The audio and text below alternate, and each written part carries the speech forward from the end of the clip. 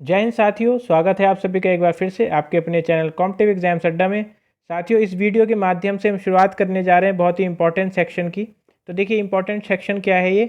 हम इसमें top 500 questions की सीरीज़ को स्टार्ट करने जा रहे हैं और ये टॉप 500 क्वेश्चंस जो रहेंगे ये जनवरी 2022 से अगस्त 2022 तक के जो मोस्ट इंपॉर्टेंट करंट अफेयर्स हैं।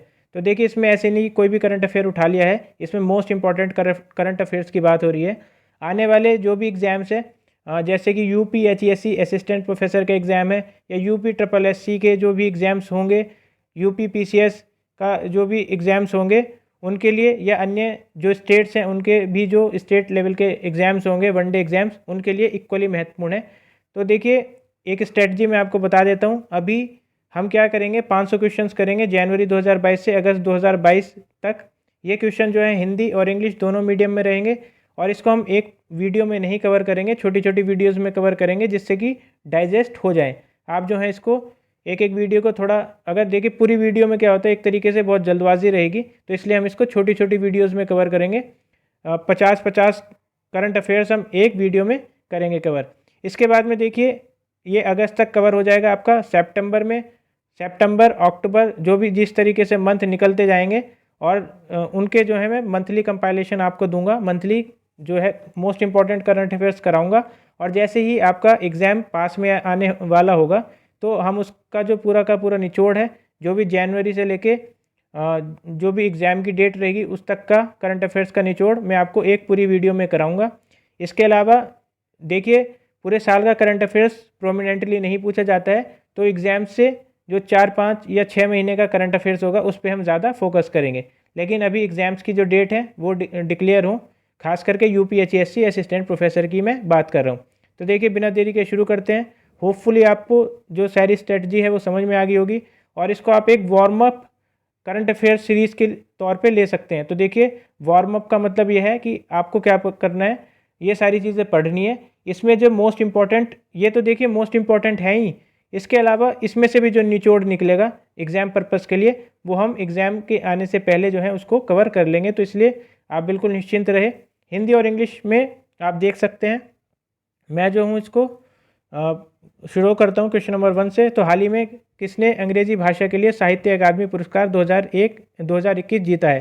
तो देखिए, 2021 का जो अकादमी पुरस्कार जीता है, साहित्य अकादमी पुरस्कार, वो बेसिकली किसके द्वारा जीता गया है? तो इसका आंसर है नमिता गोखले। तो आप इसको थोड़ा सा ध्यान दे लेंगे। नमिता गोखले ने इसे अंग्रेजी में अपने उपन्यास थिंग्स टू लीव बिहाइंड के लिए प्राप्त किया है। और इसके अलावा देखिए, दूसरा नाम जो था दया प्रकाश सिंह। इतना हम देखिए डीपली नहीं जाएंगे, बस आप इतना याद रखिए कि किसने जीता है, नमिता गोखले ने जीता है, और इनके उपन्यास का नाम याद रखेंगे। इसके बाद में देखिए, साहिबजादा दिवस मनाने वाला भारत का पहला राज्य कौन सा है? मैं आपको देखिए ये भी बताता चलूँगा कि इंपॉर्टेंट क्वेश्चन कौन से हैं। तो देखिए, आप इसको टिक कर लेंगे। साहिबजादा दिवस मनाने वाला भारत का पहला राज्य जो है वो कौन सा है? तो ये एक तो देखिए पहले स्टेट की बात हो रही है, दूसरी बात जो है ये उत्तर प्रदेश से रिलेटेड है। तो उत्तर प्रदेश के जो भी एग्ज़ाम्स रहेंगे, यूपी के जो भी एग्ज़ाम्स होने वाले हैं उनके लिए काफ़ी इंपॉर्टेंट हो जाएगा। इसका आंसर जो रहेगा उत्तर प्रदेश रहेगा। तो उत्तर प्रदेश ने गुरु गोविंद सिंह के जो 4 पुत्र, या जिनको साहिबजादा कहा जाता है, उनकी शहादत के याद में साहिबजादा दिवस मनाया है। थर्ड क्वेश्चन है, हाल ही में किसे मरणोपरांत मुंबई प्रेस क्लब का रेड इंक अवार्ड मिला है? तो देखिए, मुंबई प्रेस क्लब में एक जो अवार्ड है उसका नाम होता है रेड इंक, लाल इंक के तरीके से आप इसको याद कर सकते हैं। और देखिए, पोस्तो हुमसली का मतलब होता है मरणोपरांत। तो देखिए किसको मिला है, ये दिया गया है दानिश सिद्दीकी को। Danish Siddiqui, option number B जो है इसका सही आंसर रहेगा। तो आप इसको थोड़ा याद कर सकते हैं, इंपॉर्टेंट क्वेश्चन ये भी। क्वेश्चन नंबर 4 है, ब्रिक्स नव विकास बैंक ने निम्न में से किस देश को अपने नए सदस्य के रूप में शामिल किया है?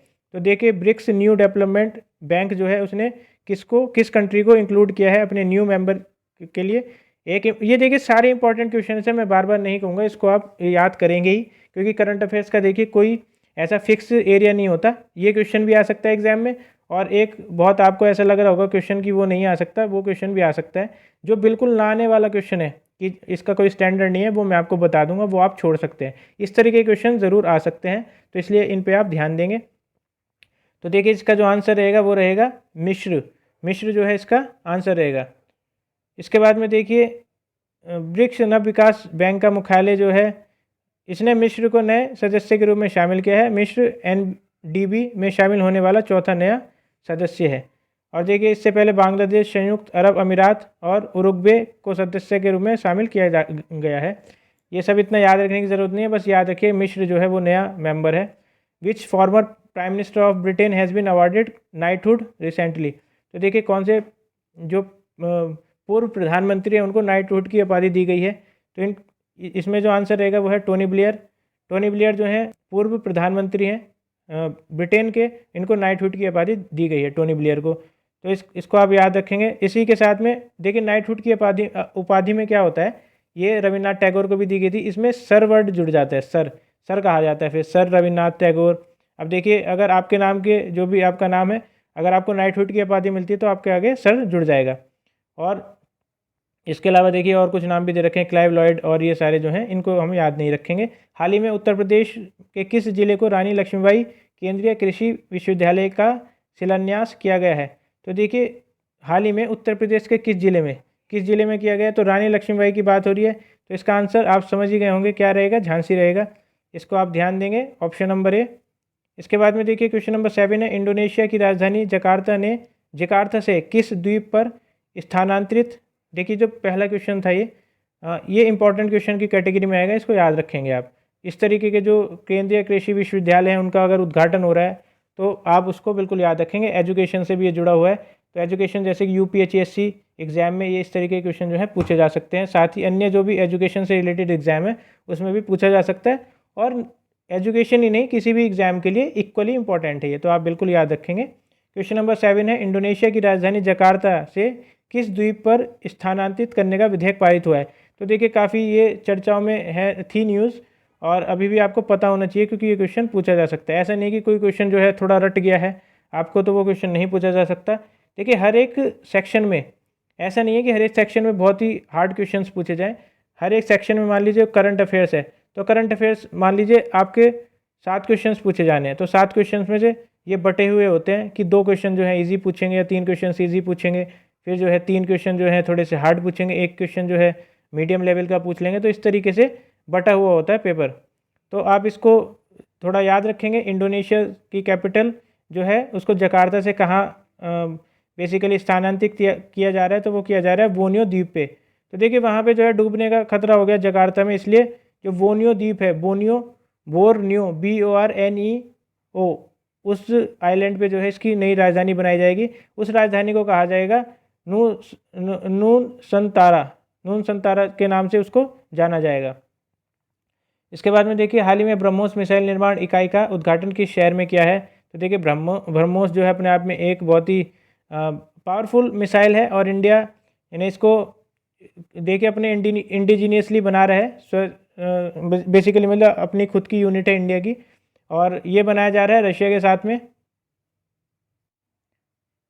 तो देखिए जो ब्रह्मोस मिसाइल है बेसिकली इंडिया और रशिया का जॉइंट वेंचर है ये, और ये रिसेंटली इसकी जो मैन्युफैक्चरिंग यूनिट है कहाँ पे इनॉग्रेट हो रही है, तो ये हो रही है लखनऊ में। एक इम्पॉर्टेंट क्वेश्चन है यूपी की दृष्टि से भी और वैसे भी किसी भी एग्जाम की दृष्टि से इम्पॉर्टेंट है, क्योंकि ब्रह्मोस मिसाइल भी अपने आप में काफ़ी इंपॉर्टेंस रखती है। तो देश की पहली पैरा बैडमिंटन अकेडमी जो है वो भी लखनऊ में हो रही है, और आम महोत्सव भी वो भी लखनऊ में मनाया जाता है। तो ये भी आप थोड़ा सा याद रखेंगे। इस वर्ष जनवरी में संयुक्त राष्ट्रीय सुरक्षा परिषद यूनाइटेड नेशंस सिक्योरिटी काउंसिल की काउंटर टेररिस्ट कमेटी की अध्यक्षता किस देश ने की है। तो देखिए which country chaired the UNSC counter terrorist community in January this year. तो इसका जो आंसर रहेगा भारत रहेगा। और इस तरह के क्वेश्चन जो है वो भी इंपॉर्टेंट है। देखिए कोई छोटी मोटी बात नहीं है कि यूनाइटेड नेशंस सिक्योरिटी काउंसिल की जो है अध्यक्षता हमारा देश कर रहा है, वो भी काउंटर टेररिज्म कमेटी की। तो आप इसको याद रखेंगे, भारत आएगा इसका आंसर। तो भारत ने 10 वर्षों के लंबे समय के बाद जनवरी 2022 में आतंकवादी विरोधी समिति की अध्यक्षता की, और पिछली बार जो है 2012 में की थी। और संयुक्त राष्ट्र में भारत का जो स्थायी प्रतिनिधित्व राजदूत है वो है रुचिरा कंबोज। आप इसको याद रखेंगे। हाल ही में अंडर-19 एशिया कप किस देश ने जीता है। तो देखिए which country has recently won the under-19 Asia cup. तो इसको जीता है भारत ने, श्रीलंका को हराया है। हाल ही में रेलवे बोर्ड का नया अध्यक्ष और CEO किसे नियुक्त किया गया है। तो देखिए रेलवे बोर्ड का नया CEO, ये आप जैसे UPSC का मैं नाम ले रहा हूँ उसकी दृष्टि से आप इस तरीके के क्वेश्चन को थोड़ा छोड़ सकते हैं। छोड़ सकते हैं का मतलब ये नहीं है कि बिल्कुल ही आपको क्या करना है, इसको पढ़ना ही नहीं है, आप पढ़ लीजिए, लेकिन इसको थोड़ा सा आप ये मान के चल सकते हैं कि ऐसा क्वेश्चन नहीं पूछा जाएगा। अन्य एग्जाम्स के लिए ये भी इंपॉर्टेंट है, रेलवे वगैरह के एग्जाम्स के लिए बहुत इंपॉर्टेंट है। तो देख लेते हैं इसको। रेलवे बोर्ड का नया अध्यक्ष सीईओ किसे नियुक्त किया गया है? तो ये किया गया है BK त्रिपाठी को, जो रेलवे बोर्ड के न्यू सीईओ हैं या चेयरमैन हैं, वो कौन रहे हैं? BK त्रिपाठी हैं। और निम्नलिखित में से कौन सा जोड़ा सूचकांक और रैंकिंग का सही नहीं है? तो देखिए सूचकांक वाला देख लेते हैं, ग्लोबल हंगर इंडेक्स 2021। तो ये देखिए थोड़ा सा पुराना है, 2021 का डेटा है इसमें, 2022 का भी एक डेटा है। तो इसको थोड़ा सा अपडेट कर लेंगे हम आने वाली जो वीडियोज़ हैं। ग्लोबल हंगर इंडेक्स में आप थोड़ा सा आइडिया ले लीजिए। ग्लोबल हंगर इंडेक्स में जो है 2021 के 101वीं रैंक है। डेवलपमेंट इंडेक्स में, ह्यूमन डेवलपमेंट इंडेक्स 2021 में 132वीं रैंक है। ग्लोबल इनोवेशन इंडेक्स में 2022 में हमारी 40वीं रैंक है। और डेमोक्रेसी इंडेक्स में 53वीं रैंक है हमारी। तो चलिए आप एक कमेंट बॉक्स में बताएंगे कि जो प्रेस फ्रीडम इंडेक्स है, जिसको रिपोर्टर्स विदाउट बॉर्डर निकालता है, उसमें भारत की कितनी रैंकिंग है, ये आप कमेंट बॉक्स में बताएंगे। तो डेमोक्रेसी इंडेक्स 2021 में जो है, ये हमें बताना था कि करेक्ट कौन सा नहीं है। तो ये डेमोक्रेसी इंडेक्स 2021 में 53वां स्थान नहीं, जबकि 46वां स्थान है भारत का। तो आप इसको थोड़ा सा कर लेंगे, देख लेंगे इसको। हाल ही में किस शहर में वाटर टैक्सी सर्विस, तो देखिए वाटर टैक्सी सर्विस जो है उसकी शुरुआत की गई है। तो in which city the recently water taxi service has been started. तो इसका जो आंसर है वह मुंबई। आप इसको याद रखेंगे, वाटर टैक्सी एक इम्पॉर्टेंट चीज़ है, मुंबई में किया गया है। वाटर मेट्रो जो है वो कोची में स्टार्ट की गई, अंडर वाटर मेट्रो जो है कोलकाता में स्टार्ट की गई है।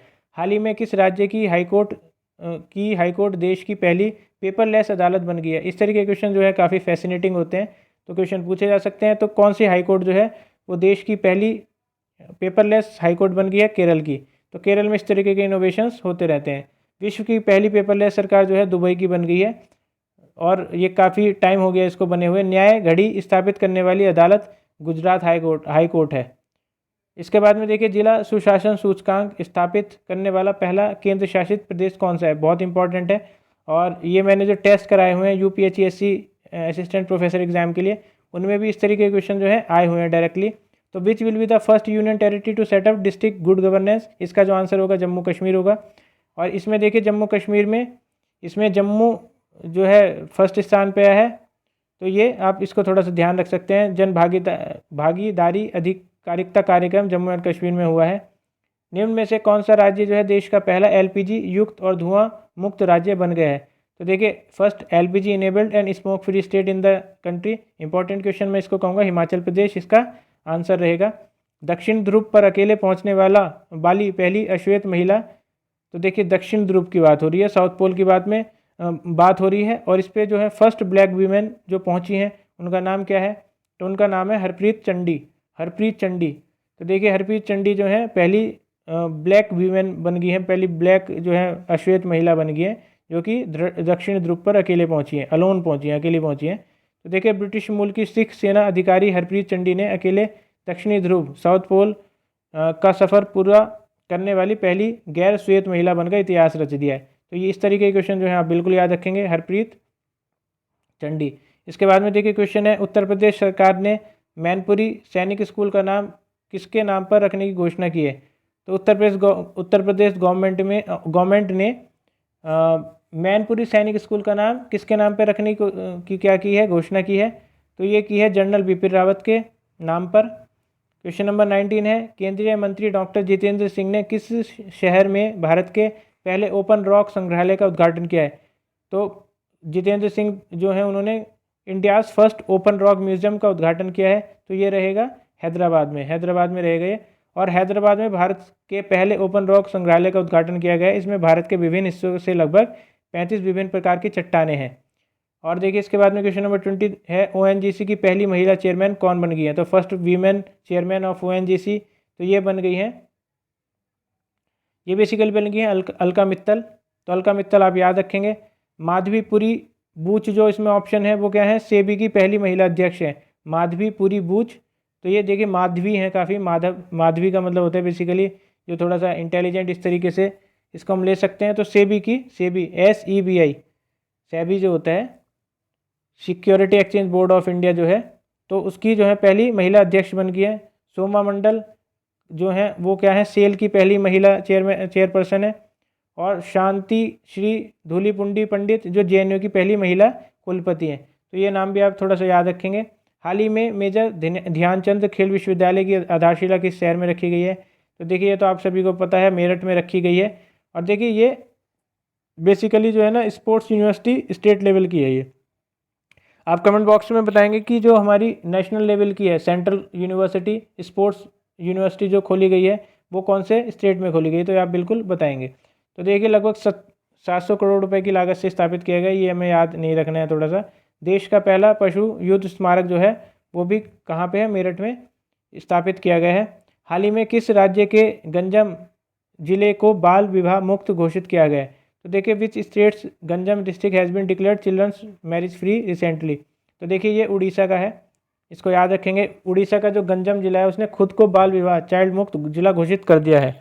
इसके बाद में देखिए क्वेश्चन नंबर 23 है, स्वच्छ भारत मिशन ग्रामीण जो है उसके चरण 2 कार्यक्रम 2021 के अंतर्गत ODF प्लस गाँव की सूची में अव्वल राज्य कौन सा है? तो देखिए पहले जो हमारा चरण चला था वो ODF था, और अब जो दूसरा चरण चला गया है वो है ODF प्लस। ODF प्लस का मतलब ओपन डेफिकेशन फ्री, मतलब जो खुले में शौच करने वाला सिस्टम था वो बेसिकली उससे फ्री हो गए हम, वो बंद हो गया है। तो इसमें जो टॉप किया है राज्य ने उसका नाम है तेलंगाना। तेलंगाना इसको टॉप किया है। दिनांक 31 दिसंबर 2021 तक स्वच्छ भारत मिशन ग्रामीण चरण 2 कार्यक्रम के अंतर्गत सबसे अधिक खुले में शौच मुक्त गांव की सूची में देश के पहले स्थान पर तेलंगाना है। तो आप इसको थोड़ा सा याद रखेंगे। इसका विवरण देने का जो है देखिए कारण है, इस तरीके के जो क्वेश्चन हैं वो पूछ लिए जाते हैं। शौच मुक्त वगैरह वाली चीज़ें जो हैं ODF एक जो है बड़े लेवल पे मिशन चल रहे हैं तो इनके बारे में पूछ लिया जाता है।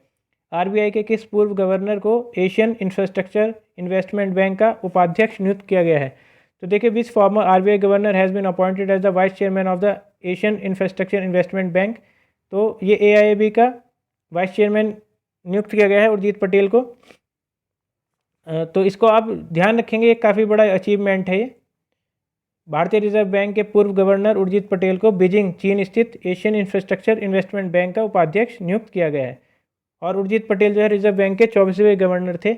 इसके बाद में देखिए क्वेश्चन नंबर 25 है, पेट्रोलियम निर्यातक देशों के संगठन ओपेक होता है बेसिकली।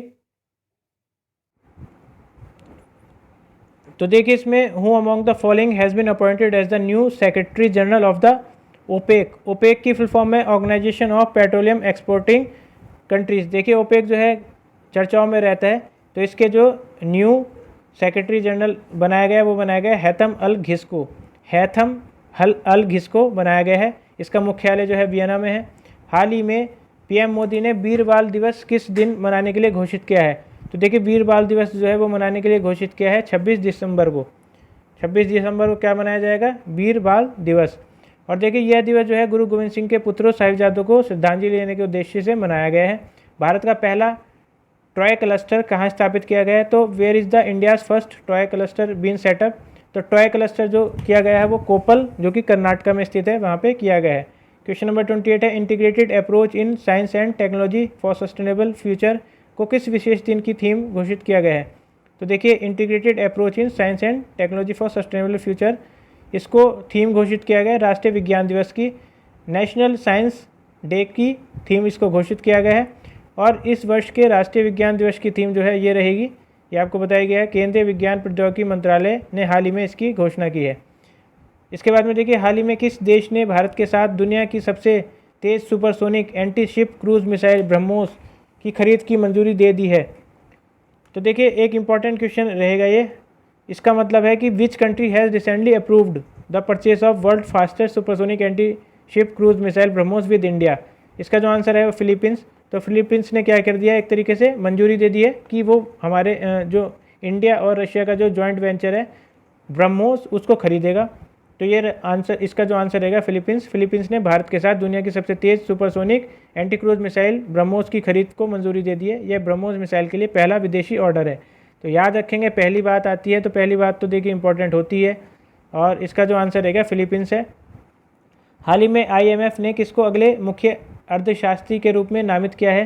तो देखिए IMF ने जो नेक्स्ट चीफ इकोनॉमिस्ट रहेगा वो कौन रहेगा? पियरे ओलिवियर गोरिंचस जो है इसका आंसर रहेगा पियरे ओलिवियर गोरिंचियस इसका आंसर रहेगा। इनको क्या किया है? Next chief economist by IMF मतलब इंटरनेशनल मॉनेटरी फंड। हाल ही में कौन से राष्ट्रीय जल पुरस्कारों को की घोषणा की गई है?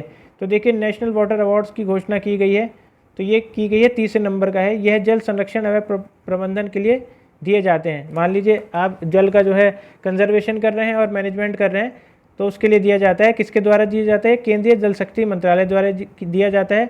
कुल कितने प्रकार पुरस्कार दिए जाते हैं? तो देखिए 57 कैटेगरी बनती है इसमें, 57 कैटेगरीज बनती है। और जो सर्वश्रेष्ठ राज्य इसमें रहा है वाटर मैनेजमेंट और कंजर्वेशन में, उत्तर प्रदेश रहा है। तो आप बिल्कुल याद रखेंगे, उत्तर क्षेत्र में सर्वश्रेष्ठ जिला जो रहा है वो मुजफ्फरनगर है। तो देखिए उत्तर प्रदेश का जो मुजफ्फरनगर जिला है वो इसमें सर्वश्रेष्ठ रहा है। क्वेश्चन नंबर 32 है, हाल ही में कौन बैडमिंटन की जूनियर रैंकिंग में under 19 girls singles world number 1 हासिल करने वाली महिला भारतीय बनी है? तो who has recently become the first Indian to become the world number 1 in the under 19 girls single category in badminton junior ranking? तो ये बनी है तस्नीम मीर। तस्नीम मीर जो है नवीनतम badminton world federation junior ranking में अंडर 19 गर्ल्स सिंगल वर्ल्ड में world number 1 हासिल करने वाली पहली भारतीय महिला बनी है। फोर्ब्स की सर्वाधिक कमाई करने वाली शीर्ष 10 महिला खिलाड़ियों में वर्ष 2021 में निम्न में से किसे शीर्ष स्थान प्राप्त हुआ है?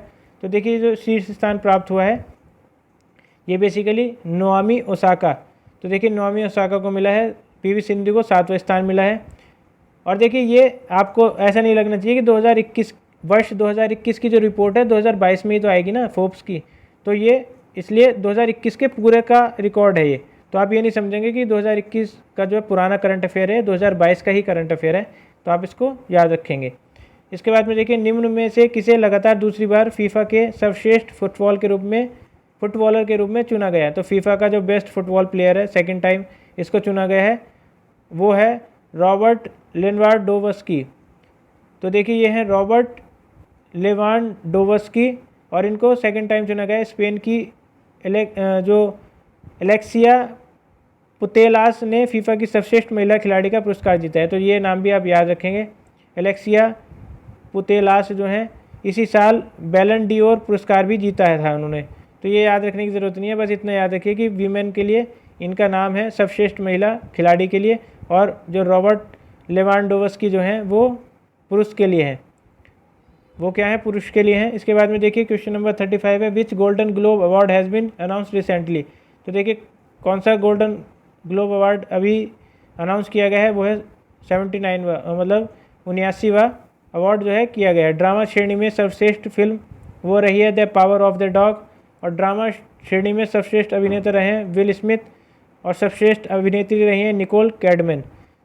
तो ये थोड़ा सा याद रखेंगे आप। हाल ही में इफ़को साहित्य पुरस्कार 2021 से किसे सम्मानित किया गया है? तो देखिए इफ़को लिटरेरी अवार्ड 2021 रिसेंटली दिया गया है शिव मूर्ति को। और देखिए पुरस्कार की राशि 11 लाख होती है, और यह ऐसे लेखक को दिया जाता है जिन्होंने अपनी रचनाओं में ग्रामीण और कृषि जीवन को केंद्रित किया हो। पंडित बिरजू महाराज हाल ही में निधन हुआ उनका। तो देखिए किस नृत्य से जुड़े हुए थे? तो ये नृत्य से कथक नृत्य से जुड़े हुए थे, और इन्हें भारत के सर्वश्रेष्ठ प्रसिद्ध कलाकारों में से एक माना जाता था। सेबी ने प्रतिभूति बाजार की बुनियादी अवधारणाओं के बारे में निवेशकों के बीच जागरूकता पैदा करने के लिए कौन सा मोबाइल ऐप लॉन्च किया है? तो देखिए which mobile app has been launched by SEBI to create awareness among investors about the basic concept of security markets? तो इट्स नेम इज़ सारथी नाम से इन्होंने किया है। ये नई ऐप है, और सेबी की स्थापना देख सकते हैं आप 12 अप्रैल 1992 में हुई थी। मुंबई में इसका हेडक्वार्टर है। क्वेश्चन नंबर 39 है, ऑक्सफोर्ड यूनिवर्सिटी प्रेस ने किस शब्द को वर्ष 2021 का चिल्ड्रन ऑफ द ईयर घोषित किया है? तो ऑक्सफोर्ड यूनिवर्सिटी प्रेस ने डिक्लेयर किया है विच वर्ड को, मतलब कौन से शब्द को children's word of the year, जो बच्चों का शब्द ऑफ द ईयर चुना गया है वो है चिंता, एंजाइटी। इसको एंजाइटी को किया गया है। इसके बाद में देखिए ICC पुरुष T20 player of the year किसको चुना गया है? तो ये चुना गया है मोहम्मद रिजवान को। ICC पुरुष T20 player of the year.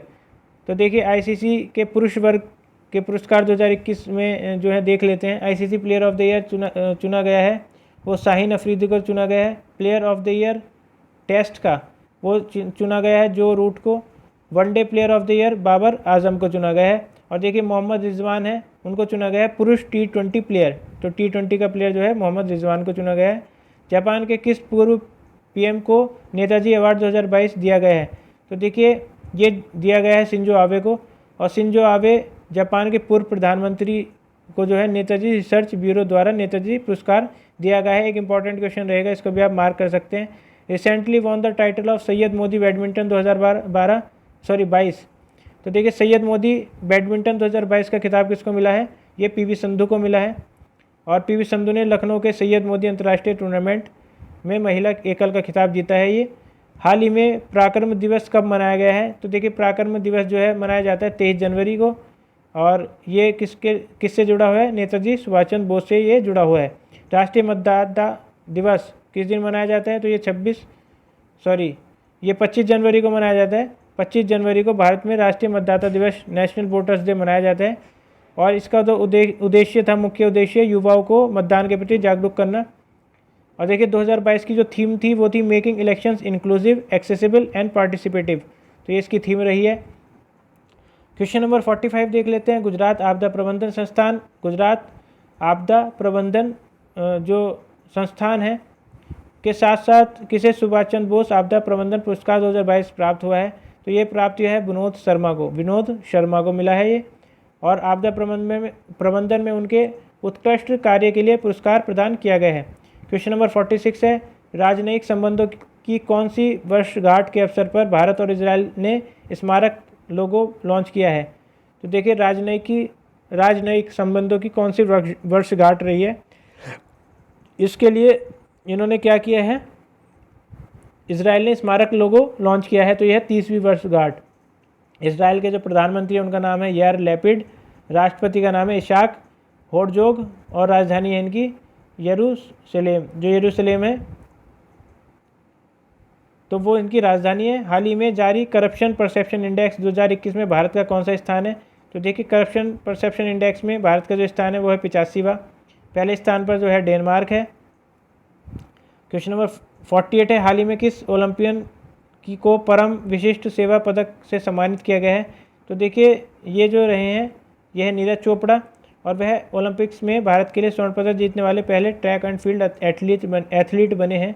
हाल ही में गृह मंत्रालय के द्वारा की गई घोषणा के अनुसार पद्म पुरस्कार 2022 में कितने लोगों को सम्मानित किया गया है? तो देखिए ये सम्मानित किया गया 128 लोगों को। इस सूची में 4 पद्म भूषण है, 4 पद्म विभूषण है, 17 पद्म भूषण है, 107 जो है पद्म श्री हैं। पुरस्कार पाने वालों में 34 जो है महिलाएं हैं। आज का देखिए क्वेश्चन नंबर 50 है। आईसीसी महिला T20 player of the year जो है वो किसको चुना गया है? तो देखिए ये है टेमी बोमोंट को चुना गया है। और देखिए ICC player of the year Smriti, ये T20 की बात हो रही है, T20 में चुना गया है टेमी बोमोंट को चुना गया है। और अगर प्लेयर ऑफ द ईयर की बात करें तो वह है स्मृति मंधाना। और one day player of the year की बात करें तो लिजेल ली दक्षिण अफ्रीका की हैं। और प्लेयर ऑफ द ईयर की बात करें T20 player of the year की तो वो है टेमी बोमोंट इंग्लैंड की। तो देखिए ये क्वेश्चन है, 50 क्वेश्चंस हो गए हैं। और हमें इस सीरीज़ में जो है 500 क्वेश्चंस करने हैं। तो इसी तरीके से 50-50 क्वेश्चन को हम करके और अगस्त तक के जो भी करंट अफेयर्स हैं उनको हम कवर कर लेंगे। तो इसी के साथ में दोस्तों अगर आपके कुछ सुझाव हैं टेस्ट सीरीज़ को लेके तो आप बिल्कुल कमेंट बॉक्स में इसको दे सकते हैं। और हम जो है पूरी सीरीज़ करेंगे, उसके बाद में मंथली करंट अफेयर्स को हम क्या करेंगे, कंपाइल करेंगे। अगर ये आपको पसंद आती है सीरीज़ आपको जो है तो सब्सक्राइब करें और आगे शेयर करें। तो इसी के साथ में दोस्तों ऑल द बेस्ट, तैयारी जो है बिल्कुल अच्छे से रखें। Thank you.